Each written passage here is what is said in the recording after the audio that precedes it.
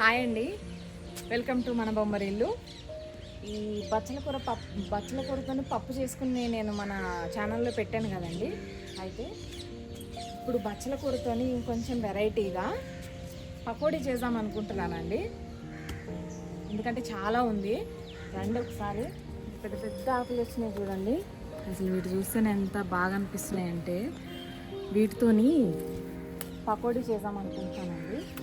మరీ లేతే కాకుండా కొంచెం ఓ మాదిరి ముదిరినవి తీసుకుని చేసుకున్నామండి పకోడీకి. ఏదో ఒక రకంగా బచ్చల కూర తినాలనండి, అంతే.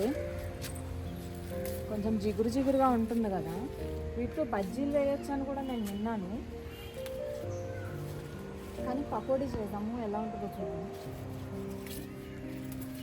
శనగపిండి తీసుకున్నా అండి. ఈ శనగపిండిలోకి తగినంత ఉప్పు, కొంచెం వాము అండి, కొంచెం వాము, కొంచెం కారం,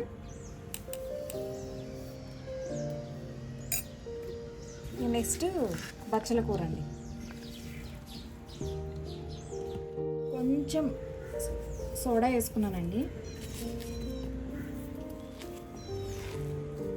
గట్టి పకోడీ కాబట్టి వాటర్ కొంచెం కొంచెం కలుపుకుంటే సరిపడినంత కలుపుకున్నామండి. కొద్ది కొద్దిగా వేసుకున్నాము, ఎందుకంటే మళ్ళీ ఎక్కువ తక్కువ కాకుండా ఇలా కలుపుకుంటే సరిపోతుందండి. మనము పకోడీ వేసేటప్పుడు ఇలా రావాలి, ఇలా కలుపుకుంటే సరిపోతుంది. కొంతమందికి ఇష్టం లేని ఆకుకూరలు కానీ ఇష్టం లేని కూరగాయలు కానీ ఉంటాయండి.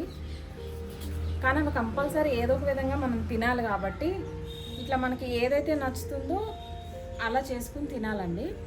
అంటే ఏ విధంగా అయితే మనం తినగలుగుతామో. ఇప్పుడు పప్పు కొంతమంది తినలేరు, పప్పు తినలేని వాళ్ళు ఇట్లా పకోడీ వేసుకుని తినాలి. ఇట్లా తిన్నట్లయితే ఏదో ఒక విధంగా పోషకాలు అనేటివి మనకి అందుతాయి అన్నమాట. సో ఏదో ఒక విధంగా మనం తినాలి. పకోడీకి నూనె వేడైపోయిందండి, పకోడీ వేసేసుకున్నాము.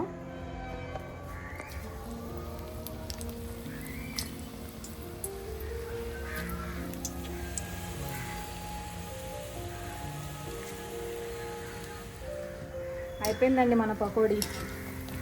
ఈ కలర్ వచ్చేసిన తర్వాత తీసేసుకోవడమే. సేమ్ మన పాలకూర పకోడీ ఎట్లా వేసుకుంటామో అదే విధంగా ఇది వేసుకోవాలండి. అయిపోయింది, ఇలా అయితే సరిపోతుంది మనకి.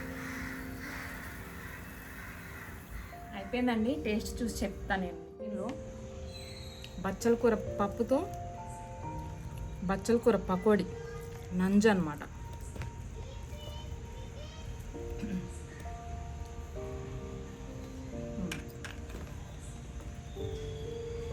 సూపర్ కాంబినేషన్ అండి. ఈ వీడియో కనుక మీకు నచ్చినట్లయితే లైక్ చేయండి, షేర్ చేయండి, సబ్స్క్రైబ్ చేసుకోండి. నా నెక్స్ట్ వీడియోలో మళ్ళీ కలుసుకుందామండి. బాయ్.